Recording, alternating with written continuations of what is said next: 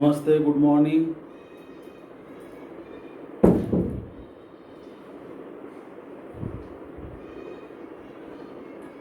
हम कल 12वीं कक्षा का पाठ नंबर 4 आदर्श बदला, इसे बहुत ही सुंदर दृष्टिकोण से लिखने की कोशिश की है सुदर्शन जी ने। इस कहानी को देख रहे हैं। इस कहानी के 2 अंक, जिसे हम लोग कहेंगे 2 भाग, हमने आज कल तक हम देख चुके हैं। आज हम लोग इस कहानी का तीसरा अंक देखने जा रहे हैं कि हम कहाँ तक आए थे, जहाँ बैजू बावरा उस आगरा शहर में इतना सुंदर गाना गा रहा था कि वहाँ पर सिपाही भी पहुँच गए। तभी वो सारे के सारे उस गाने को सुनकर मंत्रमुग्ध हो रहे थे। हम कहाँ जा रहे हैं, हमें क्या करना है, हमारा आज का कार्य क्या है, ये लोग सब भूल गए थे। और ये गाते गाते गाते तानसेन के महल के सामने जाकर खड़े हुए। उन्हें पता नहीं था कि हम कहाँ जा रहे हैं। बस एक धुन थी और उस धुन में वो चले जा रहे थे। बहुत सारा समुदाय था, सैनिक थे, उनके हाथ में हथकड़ियाँ थी और जाकर उस महल के सामने खड़े हुए। तब पता चला कि हम तो इस महल के सामने आए हैं। और उसी वक्त तानसेन ने उसे आदेश दिया कि इस बालक को हथकड़ियाँ लगाई जाए। और वहां पर उन दोनों का गान युद्ध होने वाला था। उसमें शर्ती रखी गई कि अगर जो जीतेगा वो दूसरे हारने वाले व्यक्ति को मृत्युदंड दिया जाएगा। कोई दया नहीं, कोई सद्भावना नहीं उसके प्रति। बस हार गया है, उसे मृत्युदंड देना चाहिए। क्योंकि तानसेन ने उस अखबार के दरबार में इस तरह से एक कायदा और कानून बना के रख दिया था। इस शहर में जो भी गाना गाते आएगा या गाना गाएगा, वो अगर मुझसे ऊंचा अगर न हुआ, मुझसे अच्छा न हुआ, गान विद्या की जानकारी उसे मुझसे ज्यादा नहीं हुई और वो गान विद्या में, राग विद्या में अगर मुझसे हार गया, तो उसे मृत्युदंड दिया जाएगा। और इसी बैजू बावरा के पिताजी को एक कुछ काल पहले ऐसे गाते गाते आए थे वो आगरा शहर में, और इस तानसेन ने उन्हें मृत्युदंड दिया था। उसका एक बदला, एक आदर्श बदला लेने के हिसाब से बैजू बावरा ने 12 वर्ष तक, 12 वर्ष कोई छोटा कालखंड नहीं,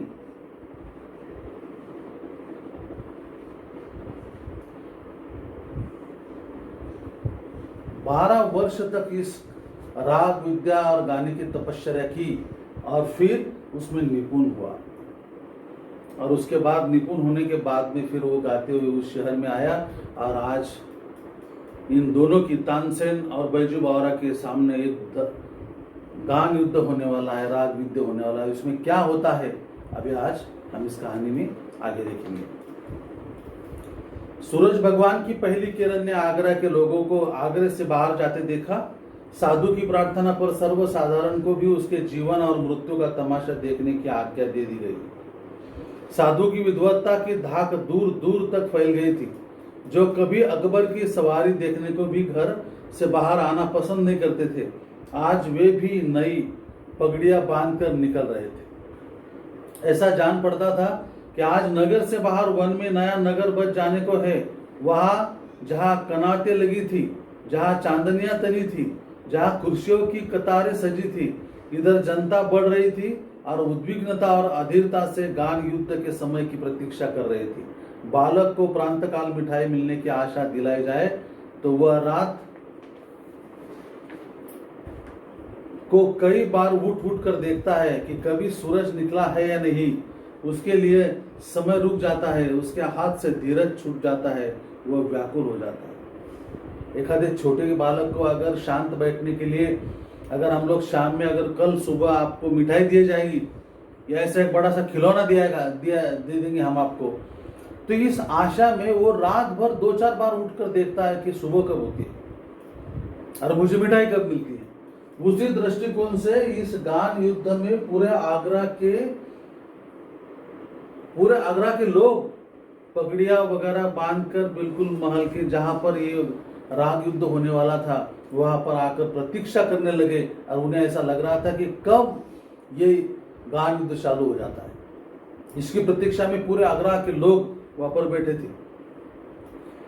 समय हो गया, लोगों ने आंख उठाकर देखा, अकबर सिंहासन पर था, साथ ही नीचे की तरफ तानसेन बैठा था और सामने फर्श पर नवयुवक बैजू बावरा दिखाई देता था। उसके मुंह पर तेज था, उसकी आंखों में निर्भयता थी, कोई डर नहीं था आंखों में इतना तेज था। और आप लोगों को पता होना चाहिए कि जिसके आंखों में तेज हो और जिस व्यक्ति को समाज में किसी बात का डर ना हो उसका विजय निश्चित होता है।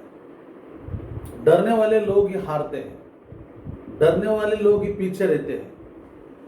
निर्भय होना चाहिए, किसी प्रकार का डर मन में नहीं होना चाहिए। होकर क्या होगा, जीवन में दो ही बातें, जन्म लेने के बाद में मृत्यु आती है, मृत्यु से बढ़कर तो इस दुनिया में कोई है नहीं। फिर छोटी बड़ी बातों को डरते रहना, तो फिर वो जीते जी मर जाना है अगर आप लोग डरते रहेंगे। अकबर ने घंटी बजाई और तानसेन ने कुछ सवाल संगीत विद्या के संबंध में बैजू बावरा से पूछे। बैजू ने उचित उत्तर दिया और लोगों ने हर्ष से तालियां पीट दी। हर मुंह से जय हो बलिहारी बलिहारी की ध्वनि निकलने लगी। भाई जो दो चार सवाल तानसेन ने बैजू बावरा को किए थे उसके सही जवाब देने के बाद में जय हो के नारे वहां पर घूमने लगे, सारे लोग नारे देने लगे। इसके बाद बैजू बावरा ने सितार हाथ में ली और जब उसके पर्दों को हिलाया तो जनता ब्रह्मानंद में लीन हो गई। पेड़ों के पत्ते तक निशब्द हो गए, वायु रुक गई, सुनने वाले मंत्र मुग्ध और सुधिहीन हुए सिर हिलाने लगे। बैजू बावरे की अंगुलियां सितार पर दौड़ रही थी, उन तारों पर राग विद्या निछावर हो रही थी और लोगों के मन उछल रहे थे, झूम रहे थे, थिरक रहे थे। ऐसा लगता था कि सारे विश्व की मस्ती वही आ गई। देखो, पेड़ के पत्ते भी हलना रुक गए थे, स्तब्ध, हवा भी रुक गई थी इधर उधर आने वाली। लोग शुद्धि में नहीं थे, बस आंख बंद करके सिर्फ मान हिला रहे थे। इतनी शक्ति उस गान विद्या में दिखाई दे रही थी।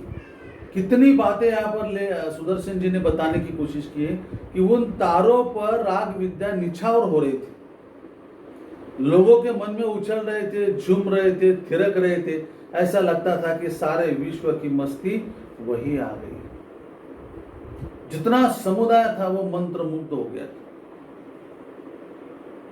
इतना सुंदर गान वहां बज रहा था कि लोगों ने सुनते ही अपने मन, अपने शरीर, तन, मन और धन एकाग्र से उस गान विद्या को सुनने की कोशिश कर रहे थे। देखो, लोगों ने देखा और हैरान रह गए। कुछ हरिन छलांग मारते हुए आए और बैजू बावरा के पास खड़े हो गए। बैजू बावरा सितार बजाता रहा। वे हरिन सुनते रहे और दर्शक वो असाधारण दृश्य देखते रहे। देखो, बैजू बावरा ने अकबर के उस महल में तानसेन के विरोध में जब अपना राग विद्या का गान शुरू किया तब जंगल से हिरन भागते हुए वहां पर आए और वो सुनने लगे। कितनी शक्ति थी उनके गाने में।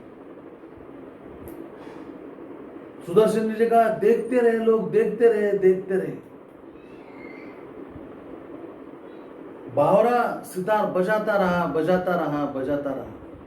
मतलब इतनी अच्छी सी धुन सब लोगों को सुनने को मिलती थी तो लोग मंत्र मुग्ध हो गए थे। हरिन मस्त और बेसुध थे। बैजू बावरा ने सितार हाथ से रख दी और अपने गले से फूल मालाएं उतारकर उन्हें पहना दी। फूलों के स्पर्श से हरिनों को सुध आई और वे चौकड़ी भरते हुए गायब हो गए। बैजू ने कहा, तानसेन मेरी फूल माला यहाँ मंगवा दे, मैं तब जानूं कि आप राग विद्या जानते हैं। अपने गले की फूलों की माला उतारकर उस हरिन के गले में डाल दी, तब वो हरिन शुद्धि पर आई और उसके बाद में उन्हें इधर उधर देखा और अपने रास्ता नाप लिया, जंगल में भाग गए। उसी वक्त बैजू बावरा ने तानसेन को कहा, ये युद्ध दोनों के बीच में था।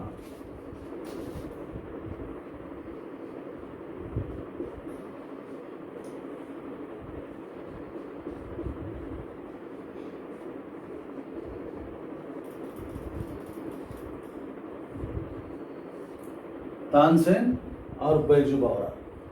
पहले सवाल तानसेन ने बैजू बावरा से किया, बाद में अभी दूसरा सवाल करने का वक्त आया तो बैजू बावरा ने उसे सवाल किया कि मैंने जो फूल मालाएं उस हिरन के गले में डाल दी, हिरन तो जंगल में भाग गई, आप ऐसी राग विद्या बजाइए, आप ऐसा गाना गाइए कि वो हिरन भागते हुए आना चाहिए,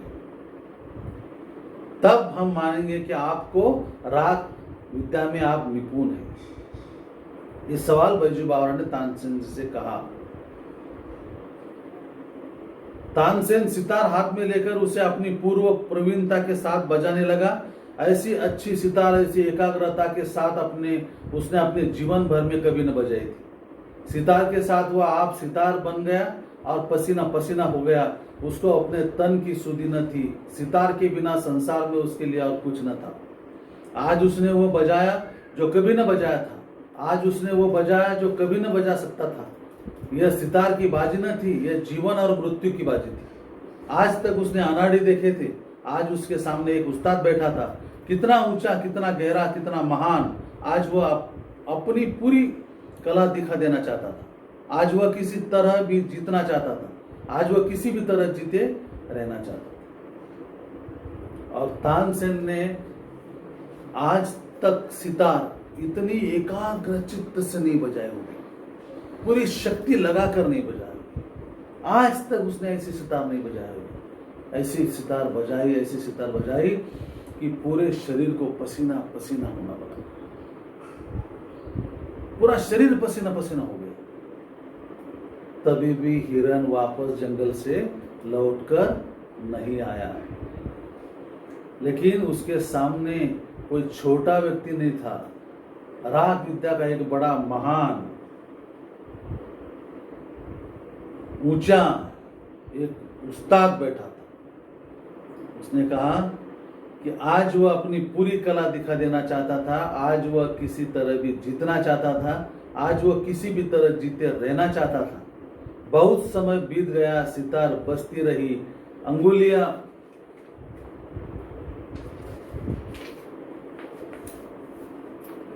दुखने लगी, मगर लोगों ने आज तानसेन को पसंद न किया।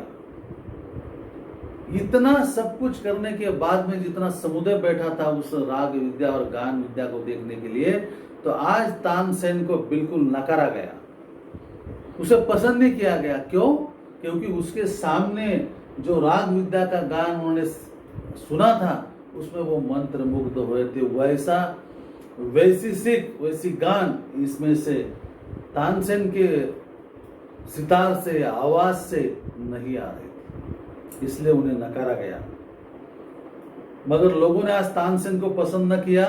सूरज और जुगनू का मुकाबला ही क्या, आज से पहले उन्होंने जुगनू देखे थे, आज उन्होंने सूरज देख लिया था। बहुत चेष्टा करने पर भी जब कोई हरिन न आया तो तानसेन की आंखों के सामने मौत नाचने लगी।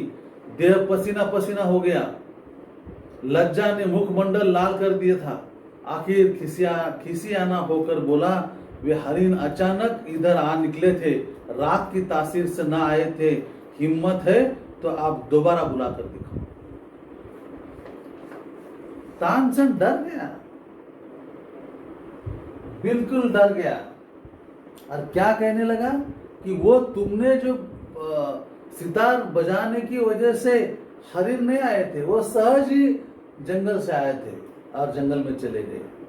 अगर आपके पास इतनी बड़ी शक्ति है तो अभी दोबारा आप सितार बजाइए और उन्हें बुलाने की कोशिश कीजिए, तब मैं मानूंगा कि आप राग विद्या के निपुण हैं।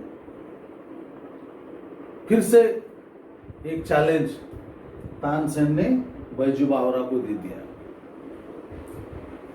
बैजू बावरा मुस्कुराया और धीरे से बोला, बहुत अच्छा, दोबारा बुलाकर दिखा देता हूं। और उसने, जिसके पास सही नॉलेज होता है, सही सीख होती है, कष्ट किए होते हैं जिस चीज को मिलाने के लिए, उसे एक बार क्या 100 बार भी अगर आप लोग बोलेंगे तो वो विद्या गाने के लिए तैयार होता है। अगर जिसके पास कुछ है ही नहीं, और गलती से पहली बार अगर ऐसी बात हो गई तो दोबारा उसके पास वो चीज आ नहीं सकती, वो गाना वो बजा नहीं सकता। इसलिए मूलतः शरीर में तपस्या करने के बाद में, बहुत कष्ट करने के बाद में जो मिलता है वो पूरे जीवन भर के लिए अपने पास रहता है। और बैजू बावरा ने तानसेन के विरोध में जब युद्ध छेड़ने की कोशिश की थी, बदला लेने की आग उसके मन में थी, तब बैजू बावरा ने अपने गुरु से कहा था कि आप जितने साल कहेंगे मैं 2 जीवन आपको दे दूं, लेकिन मुझे वो शस्त्र दीजिएगा जिसके वजह से मैं इस तानसेन को हरा सकूं। और इनके गुरु ने, बैजू बावरा के गुरुजी ने उन्हें 12 वर्ष तक तपस्या करने के लिए कहा, कठोर से कठोर तपस्या की, और उसके बाद में आज राग विद्या का वो एक उस्ताद बन गया। इसलिए आज वो दूसरा चैलेंज उसने स्वीकार किया। यह कहकर उसने फिर सितार पकड़ ली। एक बार फिर संगीत लहरी वायुमंडल में लहराने लगी, फिर सुनने वाले संगीत सागर की तरंगों में डूबने लगे। हरिन बैजू बावरा के पास फिर आए, वही हरिन जिनकी गर्दन में फूल मालाएं पड़ी हुई थी और जो राग की सुरीली ध्वनि के जादू से बुलाए गए थे। बैजू बावरा ने मालाएं उतार ली और हरिन कूदते हुए जिधर से आए थे उधर को चले गए। देखो गान विद्या की शक्ति।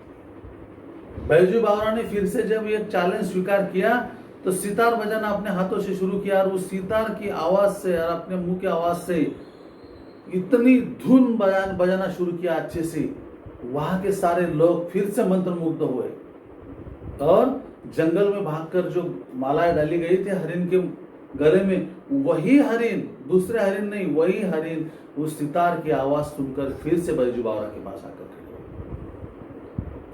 और बैजू बावरा ने अपने हाथों से उनके गले से माला उतार ली, और फिर वो हरिन माला उतारने के बाद में अपने जिस रास्ते से वो आए थे उस रास्ते से फिर से जंगल में चले गए। इसका मतलब है तानसेन का दिया हुआ चैलेंज, तानसेन से जो बात कही थी वो बैजू बावरा ने तुरंत ही सितार बजाकर वो पूरी करने की कोशिश की, 100% पूरी करने की कोशिश की। उसमें कोई भी 1, 2, 3, 4% बाकी नहीं रखा कि लोगों को ऐसा न लगे जो चीज कही गई थी, जो कहना कहा था कि भाई उस हरिन को फिर से यहां बुला लीजिएगा, तब मैं मानूंगा कि आप राग विद्या के सही उस्ताद हैं। और वही बात बैजू बावरा ने गाना बजाकर उस हरिन को आकर बुला लिया। अकबर का तानसेन के साथ अगाध प्रेम था। वो जो राजा था अकबर, उसका जो तानसेन के साथ बहुत प्रेम था, बहुत नजदीक की व्यक्ति उसे माना करते थे अकबर तानसेन को। उसकी मृत्यु निकट देखी तो उनका कंठ भर आया, परंतु प्रतिज्ञा हो चुकी थी। वे विवश होकर उठे और संक्षेप में निर्णय सुना दिया। बैजू बावरा जीत गया, तानसेन हार गया। अब तानसेन की जान बैजू बावरा के हाथ में है।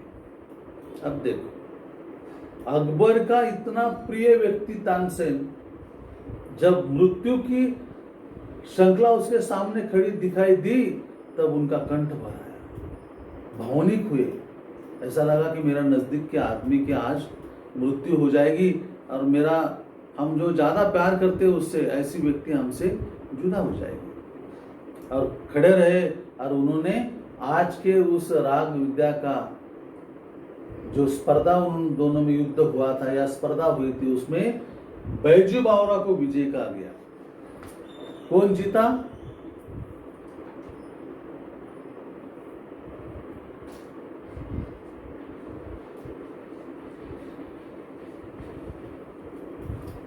और तानसेन हार गया। तानसेन हार गया, बैजू बावरा जीत गया, और उस वजह से तानसेन की जान बैजू बावरा के हाथ में है। अभी जो कहेगा बैजू बावरा वही होगा।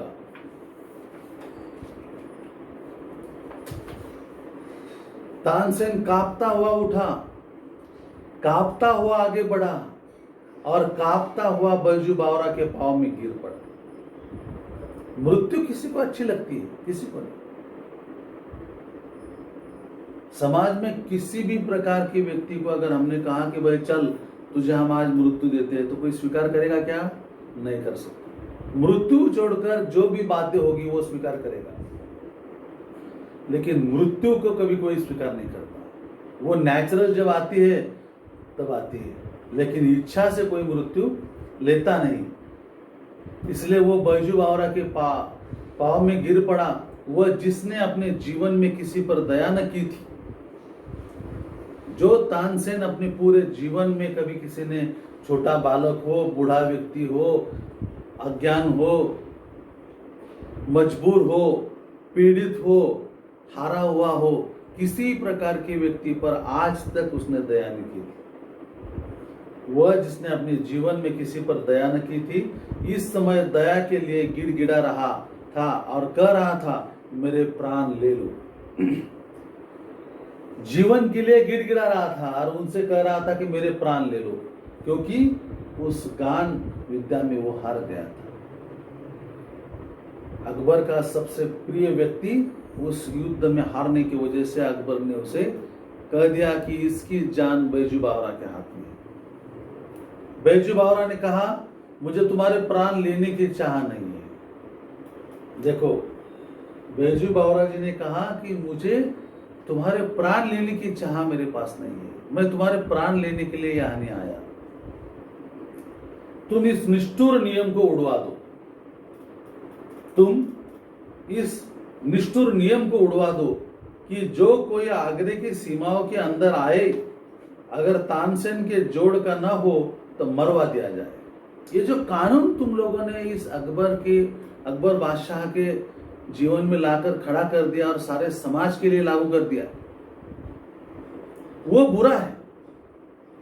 उसे तुरंत तुम्हारे इस कायदे और कानून की डिक्शनरी से उसे हटा दो, उड़वा दो, रखो मत उसे।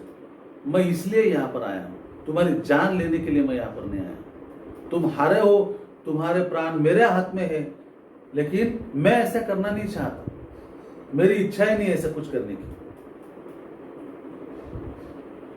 अकबर ने अधीर होकर कहा यह नियम अभी इसी क्षण से उड़ा दिया गया, और जिसका प्रिय व्यक्ति अगर मृत्युदंड दिया जाता तो मर जाता। इसलिए इस बैजू बावरा ने जो कंडीशन अकबर के सामने रखी, उसने वो तुरंत खड़े रहे और कह दिया कि आज से ये नियम जो है उड़वा दिया जाता है, अभी से इस क्षण से उड़ा दिया गया।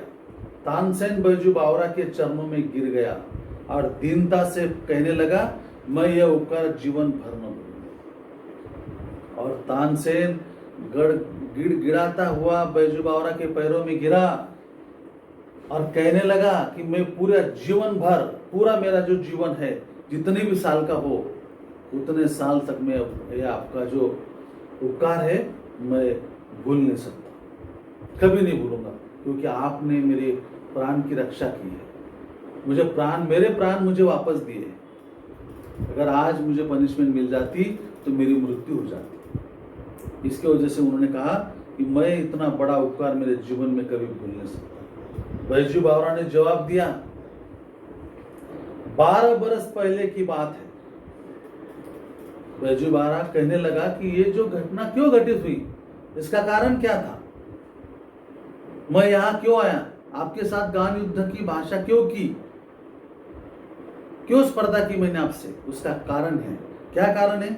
बैजू बावरा ने जवाब दिया 12 बरस पहले की बात है, आपने एक बच्चे की जान बख्शी थी, आज उस बच्चे ने आपकी जान बख्शी। याद कीजिएगा, जब कहानी की शुरुआत हुई थी तो उस वक्त 10 साधु और एक बच्चा आगरा शहर में सुबह प्रांत काल में गाना बजाते हुए आ रहे थे। तानसेन ने उस सभी साधुओं को पकड़कर अकबर के सामने खड़ा किया और अपने कानून को तोड़ने की वजह से उस 10 साधुओं की जान ले ली, मृत्यु दंड दे दिया था। और सिर्फ वो छोटे से बच्चा होने के नाते उन्हें बख्शा था, उन्हें छोड़ दिया था, उसकी जान बख्श दी थी। क्यों? कि उसे कोई समझ में नहीं आता है, अच्छा बुरा समझ नहीं सकता है, इसलिए बच्चा है और इसे छोड़ दो। उस वक्त तानसेन ने 12 वर्ष पहले इसकी जान बख्शी थी। आज बैजू बावरा कह रहा है कि मैं आपकी जान बख्श दूं। आज उस बच्चे ने आपकी जान बख्शी है। तानसेन हैरान होकर देखने लगा, फिर तानसेन हैरान होकर देखने लगा, फिर थोड़ी देर बाद उसे पुरानी एक भूली हुई एक धुंधली सी बात याद आ गई। तानसेन अपने दिमाग पर जोर देते हुए देखने लगा कि 12 साल ऐसी कौन सी घटना और कब और कहां कैसी हुई थी। और फिर धुंधली धुंधली सी उसके नजर के सामने वो बातें आती रही। याद आया उसे कि 12 साल पहले मैंने 10 साधुओं की जान ली थी और एक छोटे से बच्चों को बख्श दिया था। इतनी बड़ी घटना एक व्यक्ति अपने जीवन में मृत्यु होने तक भूल नहीं सकता। एक आदमी की अगर जान ली हो तो वो बोल नहीं सकता था, या तो 10 साधुओं की जान ली थी, और वो भी राजा के आदेश देने से, उस कानून को तोड़ने से, उस शहर में गाना गाने की वजह से उन्होंने बहुत बड़ा अपराध किया था, ऐसा तानसेन को लग रहा था। और उसने इतना बड़ा अपराध खुद ने कर दिया। और उसकी याद बैजू बावरा जी ने आज कही कि मैं आपकी जान लेने के लिए यहाँ पर नहीं आया हूँ, मैं इसलिए आया हूँ कि आपने जो गलत कानून इस यहाँ पर बना के रखे हैं, उस कानून को, उस कानून के डिक्शनरी से हटा दो और हर व्यक्ति को स्वातंत्र दे दो। कोई भी आएगा, कोई भी गाएगा, हर व्यक्ति को अधिकार दे दो। जिसके पास कला है वो गाएगा, उस कला का उपयोग भी करेगा और अपने अपनी जगह पर चला जाएगा। इसलिए मैं यहाँ पर आया हूँ। और ये उनकी जो बात है अकबर ने सुनी और उसी क्षण पर वो कानून, उस कानून की डिक्शनरी से उसे हटा दिया गया और बैजू बावरा की वहाँ पर जीत हुई। यहाँ पर सुदर्शन जी ने श्रेष्ठ कहानियाँ संग्रह जो लिखा था, उसमें से एक कहानी हमारे अभ्यासक्रम के लिए आई थी और बहुत सुंदर कहानी हमने यहाँ पर देखा। यहाँ पर हमारी कहानी खत्म होती है, बाकी जो देखेंगे कल के पीरियड में देखेंगे। धन्यवाद।